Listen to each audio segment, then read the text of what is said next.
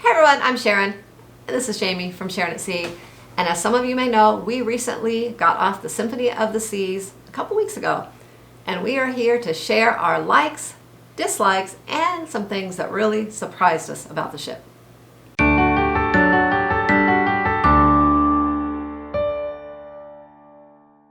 Alright, as some of you may know, this was our first Royal Caribbean cruise. Although we have cruised many times, this was the first time on a Royal ship. And we picked one of the biggest ship to experience Royal. You got that right. So we are going to share with you some things we liked, some things we didn't like, and also some things that really surprised us. We're not saying they were bad or good. They just surprised us. Are you sure? Some of them might have been bad. I don't know. We'll see. All right, you be the judge. But we're going to let you know what we thought, and just to kind of help you make a decision if you're planning a cruise on Symphony of the Seas. Yeah, make sure when the video is over that jump down to the comments below and share some of your thoughts. And have you ever gone on a cruise, any cruise line, where something caught you off guard, you were surprised, you really loved something because it was so amazing, you really didn't like it and it rubbed you wrong? So make sure you share that below when you're done watching this video as well. But we're just here to share our experience to kind of help you guys make a decision if it's the ship for you or not. That's right, Sharon. I think a lot of the good feedback we've ever gotten as a YouTube channel was that we really tell our honest opinions and how we feel about something. But let's get back to the purpose of this video and start talking about what do you want to talk about first? Well, I thought we would start with our dislikes and just get those out of the way. Okay. Then go into our likes. There's a lot of likes. And then talk about the things that really surprised us. All right, cool. So all right. Let's start with the dislikes. And why don't you talk about one of your dislikes, Jamie? What was one of the things you disliked on the Symphony of the Seas? All right, Sharon. Well, right off the bat, one thing I did not care for was how Royal Caribbean handles their Sea Pass card. Now, that's the card that you carry around with you that gets you in and out of your cabin, allows you to make purchases on the ship. It's kind of like your credit card that you carry around at all times. It's also a form of photo ID because it gets you on the ship and off the ship again as well. The one thing right out of the gate I did not like was Royal Caribbean prints your cabin number on the card. Now, it doesn't say what deck you're on, but for instance, we were on deck 10 in cabin 307, so our cabin number was 10307. Well, on our Sea Pass card, it said 307. So if we would have been walking down the hall and we might have dropped that card and didn't realize it and kept on walking to our destination, anyone else could pick up that Sea Pass card, look at it, see the cabin it belongs to, and immediately walk to our cabin, open the door, and get in and do whatever they wanted in our cabin. Now, chances are that would never happen, but it's still a potential, so I didn't really like that they print your cabin number on the card. One other thing I didn't like about the Sea Pass card was, I guess, the new version, and this may not be the same on all the ships, is that it has RFID technology. So unlike a credit card, it doesn't have one strip of information. It's all has, the information on it. And I really enjoy having a hole punched in the card and attaching it onto a lanyard, so it's always right here when I need it, and I know I have it at all times, versus maybe losing it out of my pocket or something. And I was not able to punch a hole in there because that would ruin the technology of the card. So that was kind of a bummer as well. And that is something that is new on the Symphony of the Seas. And I'm not sure if it's on the Harmony of the Seas too or not, but it is on the Symphony. And I was told by Royal that that is something that is going to be going fleet-wide. So eventually, none of the Royal ships will be able to have a hole punch in their card. Yeah, I couldn't even use my Sharonatsea Cruise Crew lanyard that I was so excited to use. So you'll have to get the little plastic pouch to attach to it for your card in the future. Yes. Another thing, speaking of the card, is there was a couple instances where they will take your card. If you're purchasing a drink, they take your card with them when you order the drink to the bar, put the information in their computer system, bring you your card back with your drink. So they're taking your card away. There's a chance, maybe it could get mixed up with someone else's card. Most likely not with that, but still they're taking your card. On another cruise line, the card has something called a folio number. It's a nondescript number that's just attached to you and your account. So let's say you're getting a drink by the pool, the bartender person just writes down your folio number, goes and gets you your drink and brings it back, and you sign a little sheet of paper saying that you got it.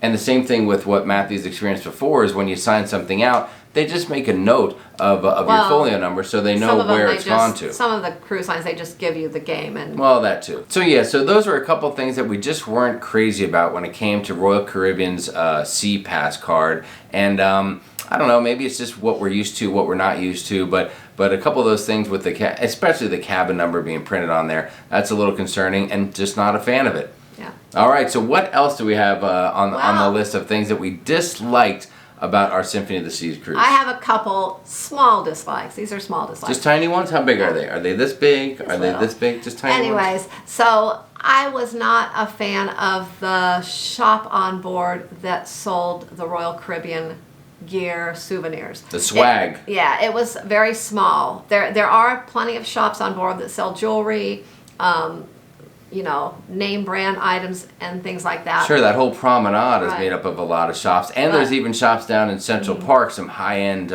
jewelry shops and things like that. But the one that sold the Royal Caribbean gear just was very small. There wasn't much of a selection in there. It's about this and big. When I go on a cruise, I don't go to purchase high-end things and a lot of jewelry. I have purchased jewelry on a cruise before, but that's not my intent. I don't normally do that. I want to purchase some gear, a cruise line gear, something to do with the cruise line. Yeah, I'm pretty sure they had like 2 different types of men's shirt and a couple of women's shirts and a couple of hats, which were okay, but there wasn't a whole lot to choose from. And we wanted to bring back some Royal Caribbean swag that we could wear, and really there just wasn't much there to take home with us. So unfortunately we didn't. So that's one thing I just didn't care for much. Another thing is I did not care for the location of the pizza place. Whoa. Are you talking about the pizza place? That's going to rub some people No, off. I'm not saying the pizza. I'm saying the location. It's on the promenade, so it's kind of in the main area where everyone walks around at night. There are several other food venues, shops, things around there, entertainment.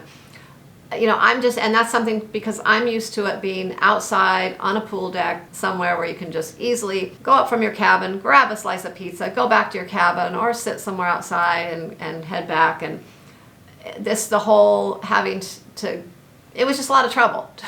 Take the elevator, go to the promenade, walk through all the people. You kind of just got this feeling like you couldn't just run up there and whatever you had on type thing. There was just too much going on in the evening. So I just wasn't a fan of the location of the pizza. It just was a little more trouble than I wanted to go through to go get my pizza, I guess. Wow. Okay.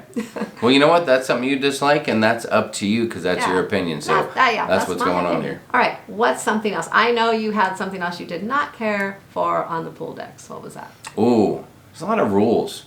A lot of rules on the pool deck. So number one, we wanted to go on the slide and we wanted to bring the GoPro so that we could show everyone how much fun the slide is. Well, they got that thing on lockdown. There's a person at the bottom of the slide checking for everything and anything that is not allowed. And there is a long list. Jewelry, I saw people having to take off their necklaces. I saw people having to take off water shoes. I saw all kinds of stuff. And you can't bring a GoPro. You can't do it handheld. You couldn't put it around your head. You couldn't wear it on any kind of mount that we had with us.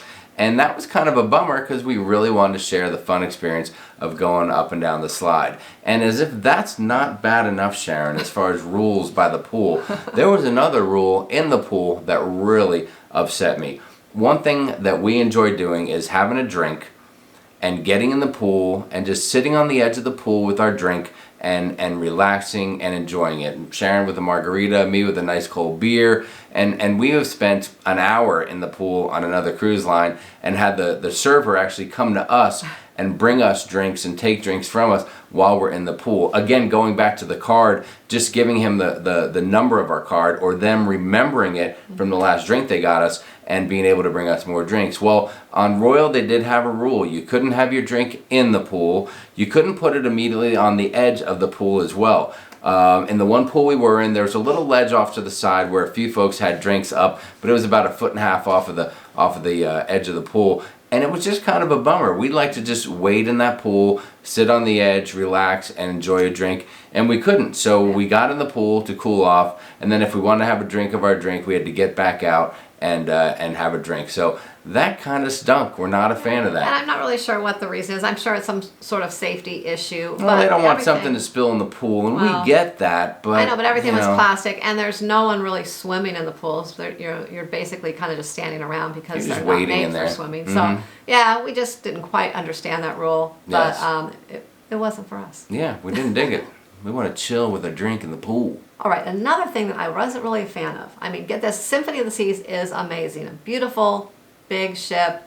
But you just don't feel like you're out at sea sailing sometimes. You know, good the point. promenade deck it looks like a shopping mall, and you kind of feel like you're in a shopping mall when you are there. So that, and there's no movement, you know, you feel like you're shopping. Anyways, and then when you go on the outer decks, there's not a lot of places to view the ocean. There, if you have an ocean view balcony, and then there is an area in the aft up high on deck, I think it's 16, or there's a couple areas that stick out forward that are kind of viewing points that you can go to as well.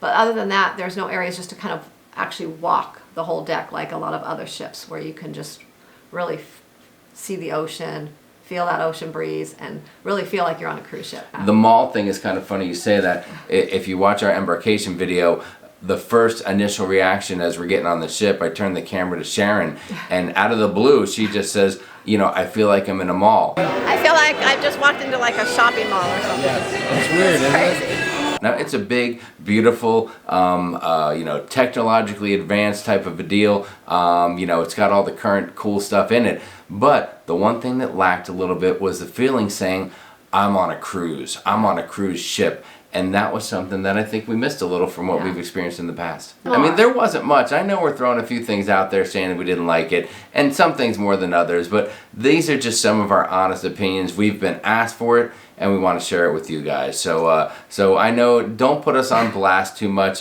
It's just how we felt. All right, so that's a kind of a list of a couple of things that we just disliked, things that we took away and said, yeah, I don't like it, I'm not a fan of it, I wish it was different. You know, they're not going to ruin a cruise for us by any means, and some of you may think they're petty, some of you may totally agree with us, so we'll see in the comments below. I'm sure you'll share your thoughts, but that's what we took away as things that we didn't really care for. All right, so now let's talk about some things we really liked. Yes. And there were a few of them. So, a lot of them actually. Yeah, there were a ton of them. Let's start with the food. The food was amazing. Every time we turned around, everything we ate on the ship was good. I don't think we can say we disliked any of the food. All the food tasted amazing. We did, it was only a 4-day cruise, so we didn't have the opportunity to eat at all the specialty restaurants, but we did eat at Hooked, and we ate at Chops Grill. And both of those were amazing. I would say Hooked was probably one of the best meals it was the best meal we have ever had on a cruise ship. For me, for sure. It was the best meal I've ever had, specialty restaurant or not. I would do that again in a heartbeat. And Matthew is a very picky it was amazing. eater, and he said that steak was the best steak he's ever had. Yes. So there you go.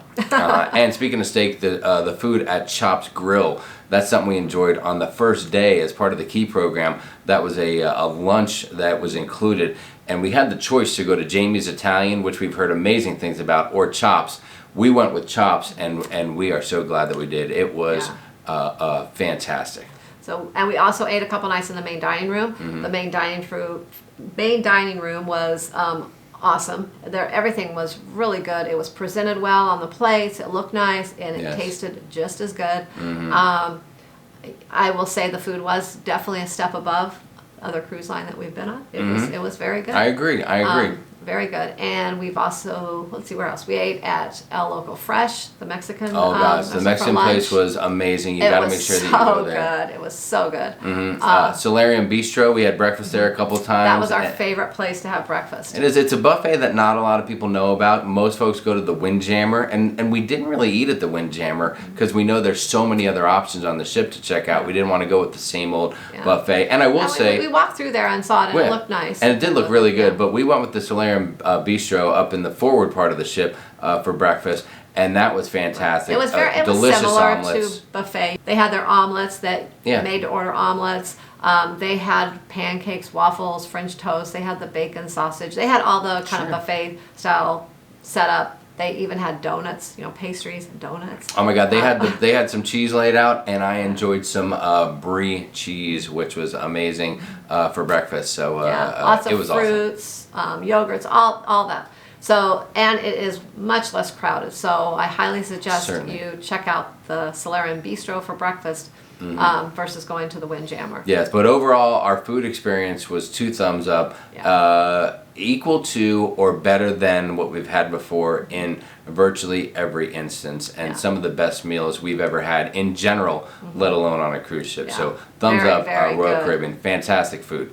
Yeah. All right, so what else do we have on the thumbs up on the like list, Sharon? Let's talk about how the ship really never felt crowded for how large it was. You mean like the organization of the ship? Yeah, except the pool decks. Now the pool decks were extremely crowded, but Yes. they're pretty crowded on every cruise line. But when you are indoors and just kind of walking around, with all the different compartments and neighborhoods, we really never had much of a crowd. No, it was fantastic. I mean, the ship is holding virtually like 6,000 people plus crew. I mean, it's a small city is what we're really talking about. And the way that they stagger the neighborhoods on the different decks and the size of them and things like that, there is room for everybody. And I couldn't agree more with you, Sharon, as far as there weren't many times that we felt there was a crowd. It was a little crowded a couple of times as we walked through the buffet, the Windjammer, just to check it out. And there was a heavy crowd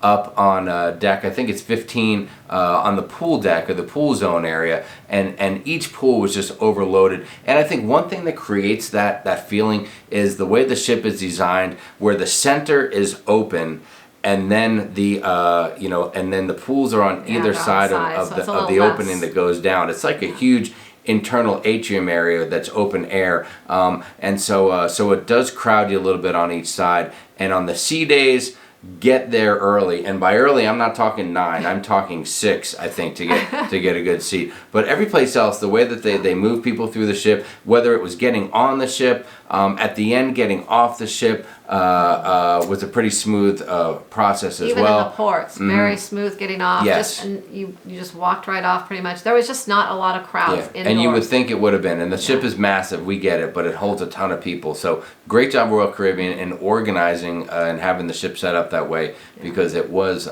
very smooth to maneuver. Yeah. Another one of our favorite things was the entertainment. Oh, yes. Oh my gosh, the shows were all amazing.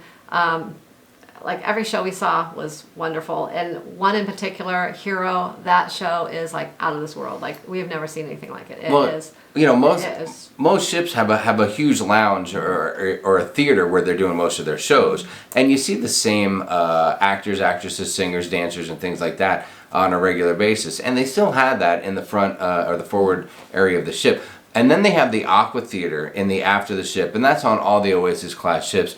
And that takes it up a notch even further than you would expect. The way the folks, I mean, they're performers that you would see like in a circus. I mean, it was crazy. Yeah. There's tightrope walkers. There's people doing aerial tricks. There's amazing diving, swimming going on. The quality of the shows, the singing, the acting. And one thing that Sharon, like, you made a comment, and I don't want to step on anything you were going to talk about, but there were people of all ages and types that were in the shows as well. Yeah. Usually when you see a show in a theater, everyone's more beautiful than the next, right? Perfect makeup, perfect hair, the whole 9 yards.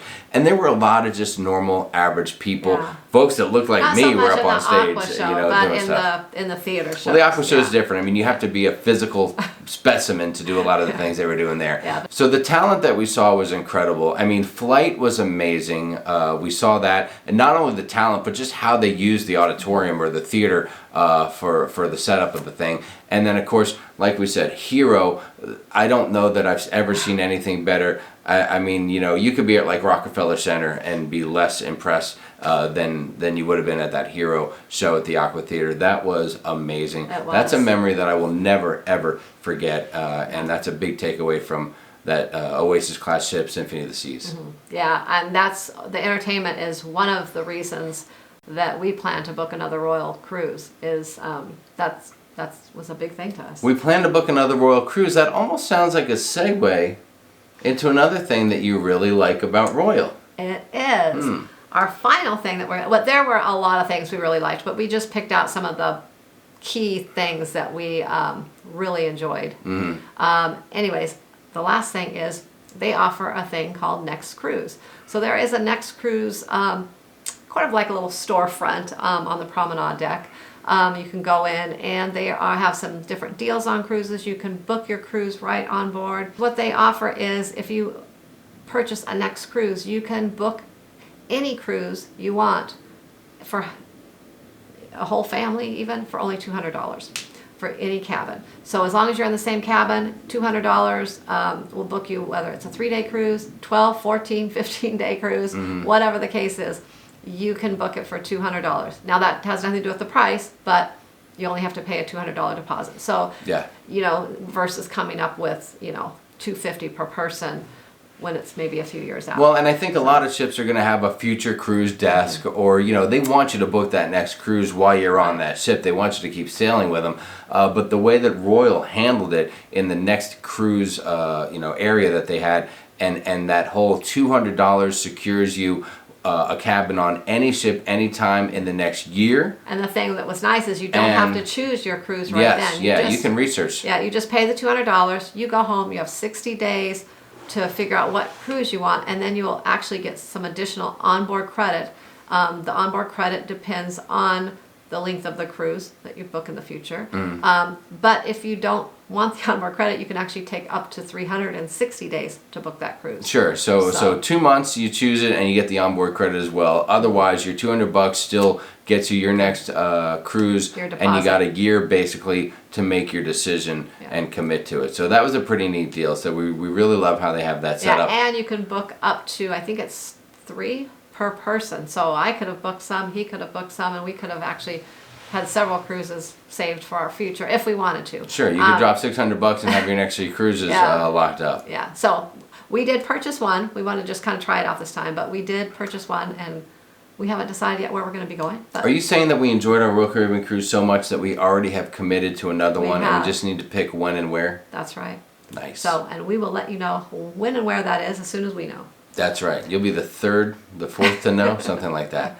So now let's talk about a few things that surprised us. Hold on. I just need to touch on, I know it sounded like a short list of things we liked. We liked a lot of stuff, and we're not just going to go into every moment here or there, but those are some key things. Food, entertainment. Yeah. I mean, that's half of your cruise basically. It is. So and those things were great and better than what we've experienced before. So we were really taken back by the quality of that. Outstanding. But all right, so the next things we have, things that surprised us. Things that we weren't expecting, or that we were like, whoa, did that just happen? Or something along those lines. So we've covered what we didn't really like. We've covered what we really liked. And now, here's what surprised us. All right, so I'll start things off. There was something that happened that really surprised the heck out of me. I made a little mention of it a few minutes ago as we were talking about food, and the food everywhere was amazing, but one experience really threw me for a curveball.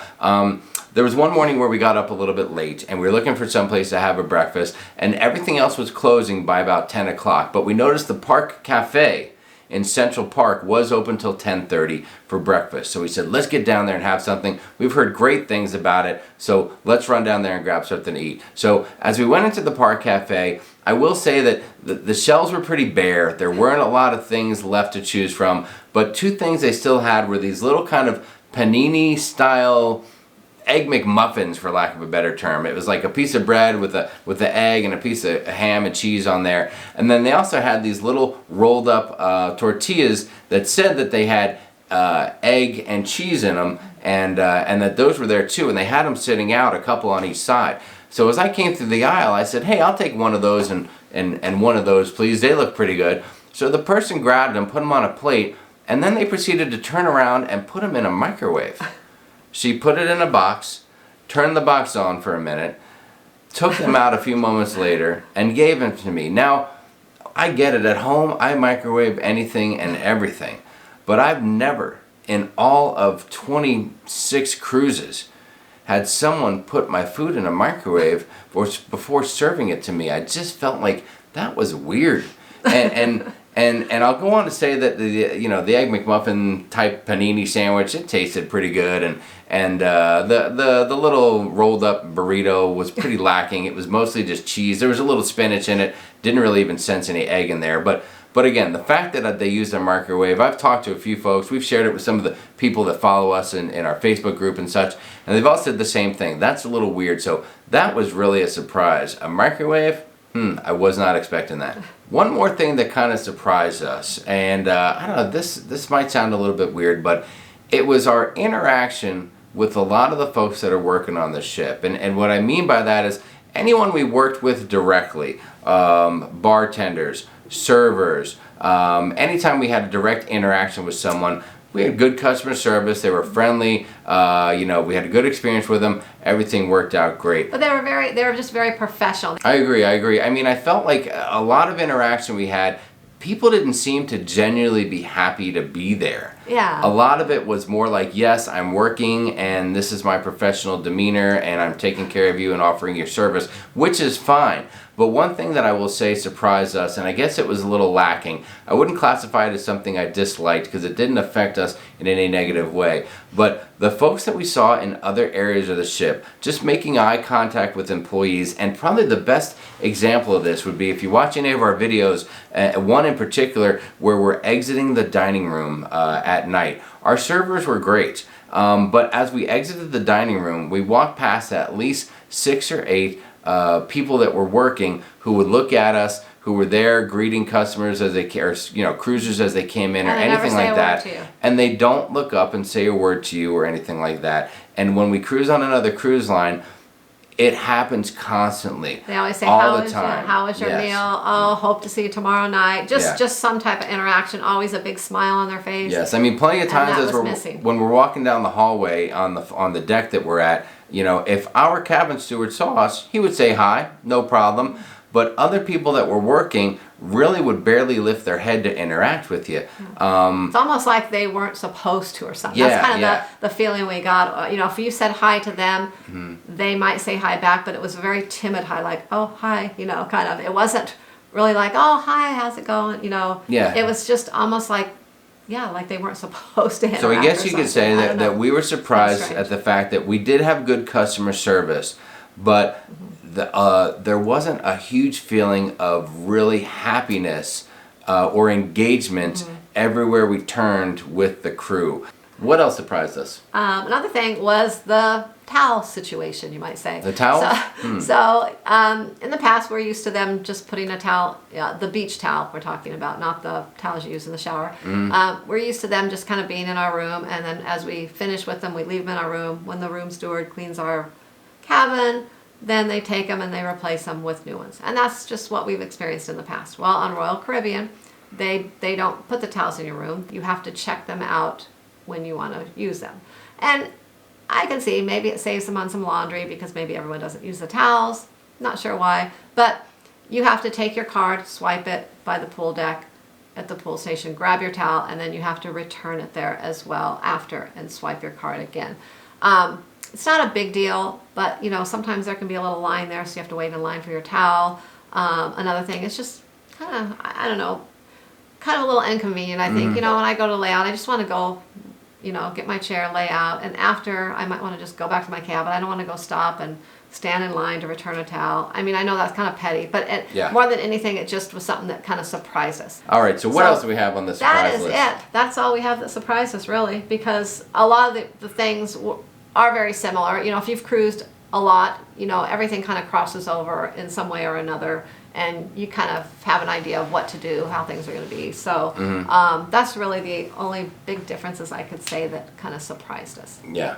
So, but once again, we liked many more things than we disliked. And some of the things we kind of disliked would not hold us up from booking another Royal Caribbean cruise. We have big plans of booking many more Royal Caribbean cruises in our future. That's all we got for you guys. It was a great experience for sure. We really enjoyed it. So Royal Caribbean, thanks for the great time. Please. And guys, keep in mind, if you're new to the channel, do us a favor. Hit that subscribe button. Make sure you're always there waiting for our next videos to come out.